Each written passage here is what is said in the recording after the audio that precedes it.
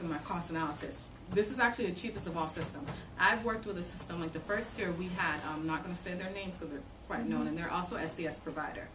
I don't really like SCS, so we're not even good. But I paid $114,000 for a couple of manuals and little board games.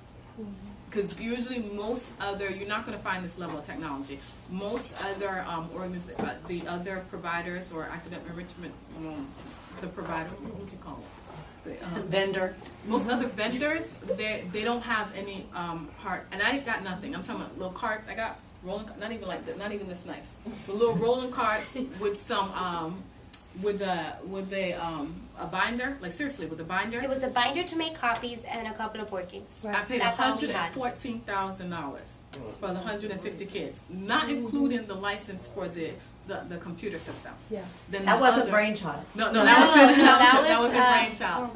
We're not gonna say it. And then I had another vendor that was like $70,000. Same thing, couple of binders. Most of them you're gonna get some books. Them kids look at books all day long, like so they don't want like to sit down someone and then skip to page 15. No, they don't want to do that. The beauty of Brainchild is that they're going to get on the system, and if there's any upgrades, like Tim McGraw, the people who make the books, like even college books or whatever, every year you get a new edition, even though it's a couple pages off. It's just skipping some pages in there, but you get a new edition. The beauty of this, you're not buying another book, you just buy some more licenses and you just upload it on the system. So it like the change of time is more as far as cost effective. This was the, most of them do not include science. Science is not a required component for 21st century. All the other vendors that I checked out, I think I did a cross analysis against 4, and out of the 4, 2 provided science. So so the price quote they gave me, I still have to go find somebody to do science for me. So this one targets all 4. Another portion of the grant, when you write the grant, you cannot continue to do what they do in school. And for you guys, it's going to be a little harder because you have a differentiation you have to make. See, for me, I'm a community-based organization, so my fight with when they come in, when the grantors come in, I don't have to fight and say that, okay, well, I'm paying the same school teachers, they're continuing their work, they're doing school work on site or whatever. I don't have to fight. There's a big separation for me because it's a community-based organization, but for you guys, because you're in school, that's something you're going to have to be very aware of, making that separation between the kids being in school and them doing something completely different. Because you're not using that same curriculum, you're using Brainchild, it's easier to make that separation. Is it in your current schools that you're providing? Do you guys have Brainchild? Or no. No, so it's not. So that's better. Right. So it's a complete separation using a completely different curriculum, and they're already backed up. They correlate with the Sunshine State Standard. So it's written in the grant. You don't get second. It's not really a second guess. Even in your Children's Trust grant, if you plan to apply for any additional funding, it pretty much writes itself. The science portion, is that the services the same grade level? Yes. Was that first, second through 5 through 8? No, the science portion. The science, it's not by grade level. Have you Third grade, science grade, by and grade 8th level? grade, I think. The science is by concept, so. Right, yeah, it's not. It's following the FCS. Right. Yeah, but since what I do with that is I expose other kids to it. Sure. But I focus on those 5th graders because they're the ones that are going to take it. I'm the science coach. Right, so I don't push it too much on my other kids. I do in the sense that because since we do 4 days a week, on Monday we do language arts, Tuesday we do math, Wednesday we do reading, and then on Thursday we do science.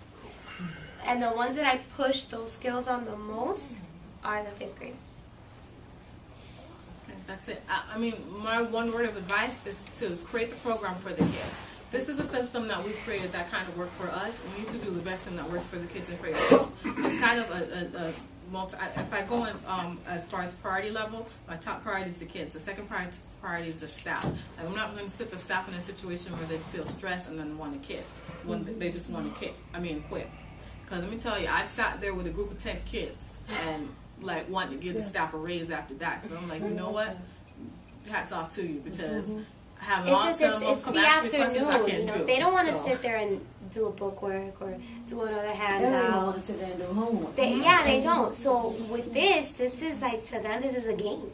And when they first see it, they're going to think it's a game. Yeah. They're going to be very enthused because we had to we had a lot of setting up to do prior to starting, so we had the actual handheld system there, and then I actually called the parents and did a parent workshop with them, and the kids were there. So after the fact, they kept coming in, like, Miss Diana, when are we going to start playing the game? I'm like, what game? Who got y'all a game? And they were talking about the handhelds. But you have to, if they get that enthused about it, you need to keep that up also, because the moment that you drop down, they're going to drop down with you, and then it's going to be harder to motivate them. So when they keep that up, you know, you keep it up too, just, and you know, try to be positive with them, because as soon as you have like a bad attitude come in the atmosphere, it festers and they feed off of it and becomes something else. And they have to know, like, this is for them. There's nothing, like, you're not teaching them something that you don't know. You already know this. So I'm doing it to help you out. This is for them to guide. I mean, if you look at the high school rate now, and we're in some bad times, so we really need to promote the kids. So I just want to congratulate everyone in here, and especially those who working hands-on with the kids. All I do is write the grant and put the numbers in. The rest of that stuff, I'm like, no. Any question? Any questions for Diana?